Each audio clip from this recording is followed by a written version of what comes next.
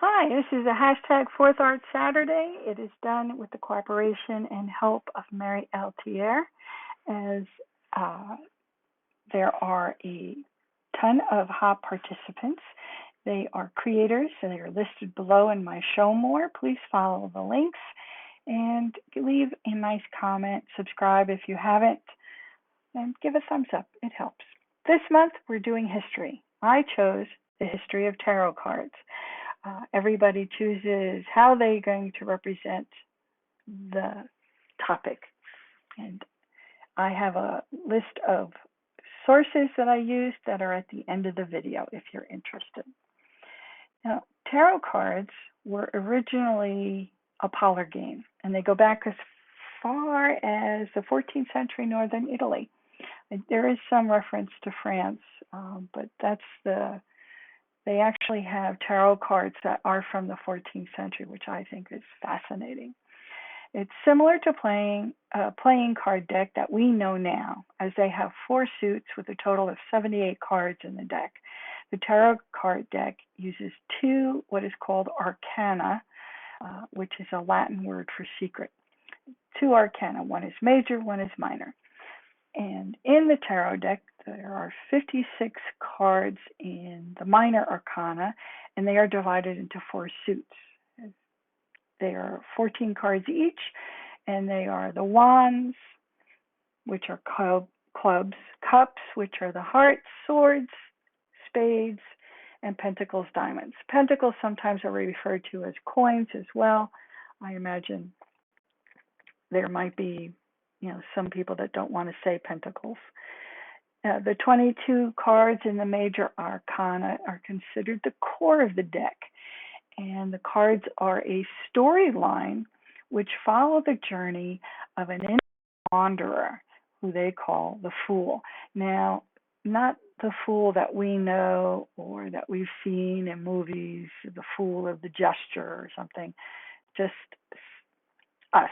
It's a representative of us. And in today's art piece, I am filling out, coloring in my rendition of the Fool, who is actually the story of humanity and their spiritual evolution to enlightenment and individualization. Individualism. The cards are mostly they were mostly prevalent in aristocratic circles, and these people would commission artists to paint their likeness of family or friends onto the cards. And so that's why I thought this would be a good use of, putting my drawing into this. I may do a series of drawings that relate to this as videos in the future. Who knows? We'll see if it works out. Now, there is a famous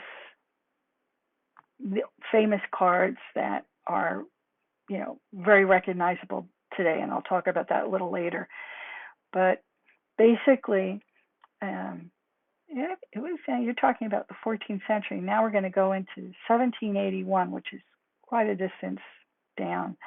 There was a French Freemason, Antoine Court de Guébin, who wrote an analysis of the tarot. Here's the thing. He's wandering. He was a minister, and he's wandering around, and there are some travelers who are playing a card game, and it's got the tarot. And he sees them, and he's fascinated by them. And he decided to write a manuscript. Now, look, 1781, you could pretty much write whatever you want, and people are going to believe it, right? Especially if you have some credibility. He claimed it was derived from the secrets of Egyptian priests and their knowledge.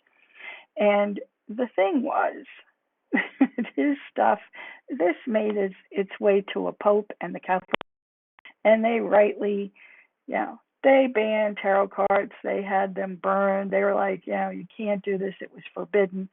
That's the reason why I think a lot of people get a little hung up on it. That's the history of it. So the thing is, there was no evidence that his ideas were true.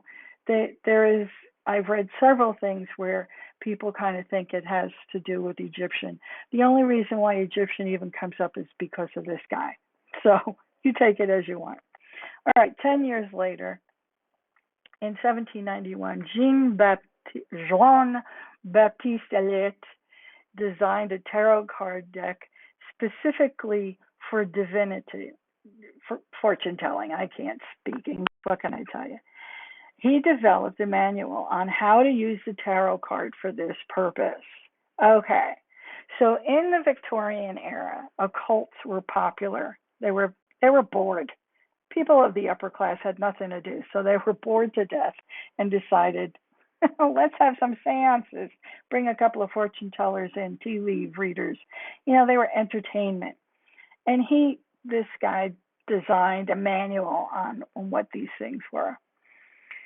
Moving on, finally we get into the 1900s, where British Arthur Waite, who was a member of the Order of the Golden Dawn, I have no clue what that is, he commissioned Pamela Coleman Smith, who was an artist, to paint. She was also a member of Golden Dawn too, to paint a deck.